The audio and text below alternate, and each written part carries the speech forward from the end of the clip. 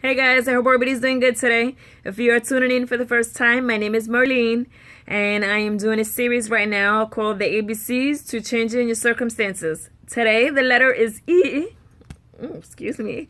The letter E, and it stands for excellence. My motto that I use around this house with me and my kids is that excellence is attitude. My pastor preached on it about like 3 years ago, and it just so stuck in my head. And it's one of the key things that I started to change in my life. That really saved me because I was the queen of I was constantly fighting and reacting in a negative manner to a lot of things, and so it's just something that I really had to learn and embrace, and it took me out of my comfort zone for quite some time.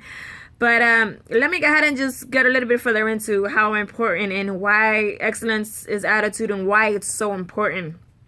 I'm sure you've heard of Zig Ziglar. If you haven't, I highly recommend you Google him or go to YouTube and find one of his videos and just start watching him in the mornings, because he has so much that he shared with people, and he was an amazing man, still is, even while he's gone on earth. One of the things that he said that really stuck with me, he said, your attitude, not your aptitude, determines your altitude. You have to remember that excellence is an attitude. It's not a certification. It's not a plaque on the wall. It's not a license. It's not a relationship status. It's not a financial status. While being at a higher level and all those things is always great, that's not what makes you great. It's your daily attitude. It's the way that you're carrying yourself. It's the way that you're treating people. It's the way that you are embracing each moment and being grateful that you're at where you're at, because things could always be worse. You know, you've heard me say before that we all go through seasons for a reason. And the whole attitude thing, it took me a long time to grasp, because when my twins, when they were younger and I used to take them to the pediatrician, I used to get highly upset and frustrated, and I used to throw a hairy conniption every time I would go to the doctor's office and they tell me, okay, appointment's at 10 o'clock, and I'd show up on time, even like 10 minutes earlier, and like 10:50 I'm still waiting in the waiting room with my kids. You know, there's like 1,000 other kids around coming in and out, and with their sniffles and germs and everything. And I'm like, you've got to be kidding me. It's 10:50 and I'm still waiting here. And I would go knock on that window, and it was bad. I was, like huffing and puffing and demanding a refund on my copay. And I want to see the office manager right now. And why this? And I was bad. And it really came to my attention that I needed to change, because I remember coming into the office one day, and the receptionist, she saw me, and you could see her sink in her chair, and she was just like, the look on her face, she was like, oh crap, this crazy mother is back again. Oh, and that broke my heart, because I don't ever want to be the reason that somebody has a bad day. And then when I heard that message right around the same time, that excellence is attitude, it really made me realize that I needed to change that. Because you see, a lot of times God is not going to change things around you until you change what's going on inside of you. And that starts with your attitude. It starts with the way you're putting yourself out there, the way you're treating people, the way you're loving, the way you're forgiving, the way you're giving, the way you're carrying yourself.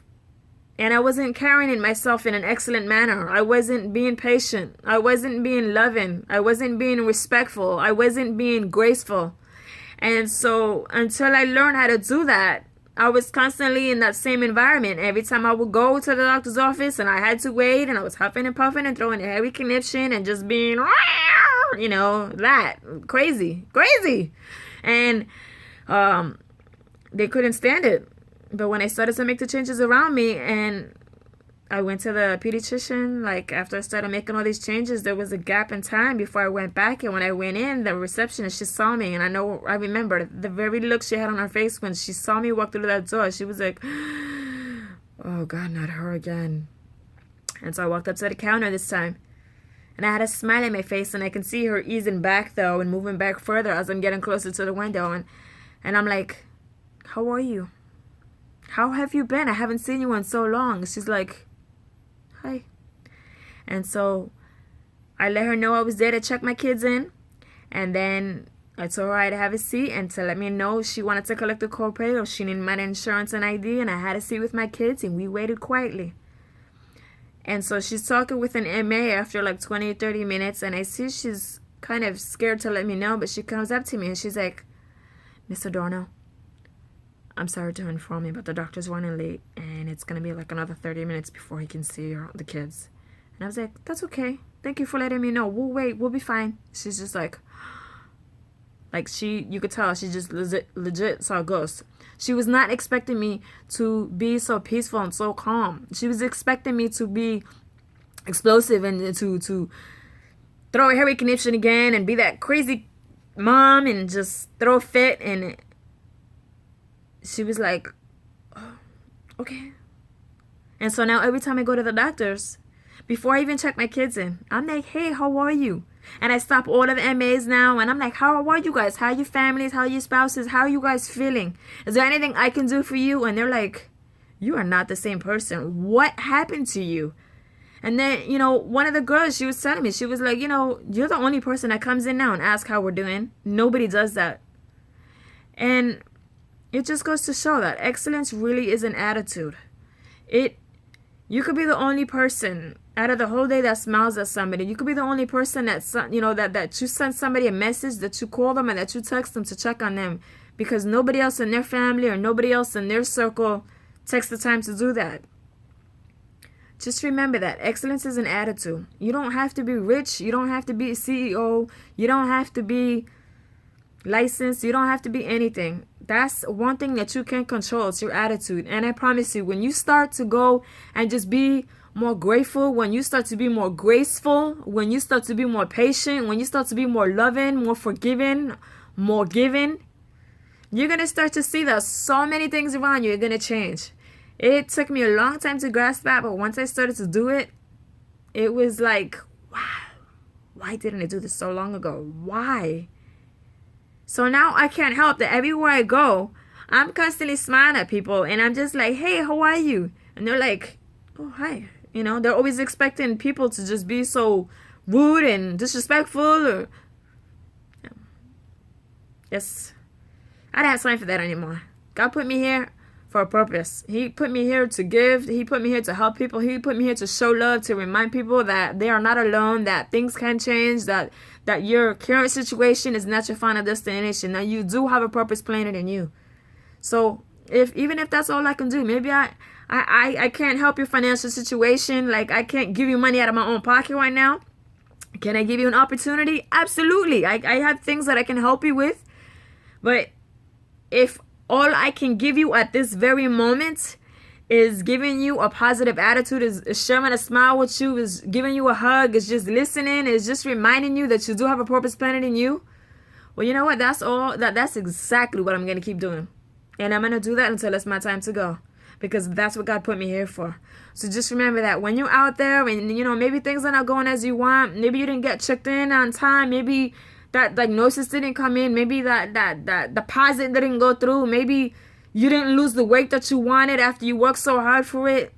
Keep an excellent attitude.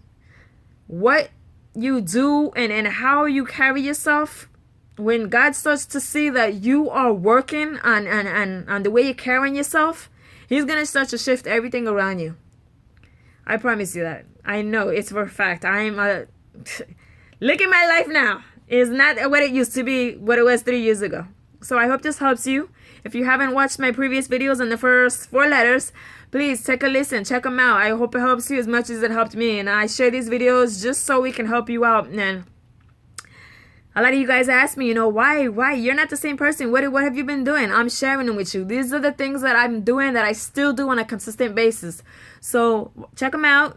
Share them with your friends, with your family, with people who you think will need them. And if you haven't subscribed, hit that button right now, please. And send the link to a friend.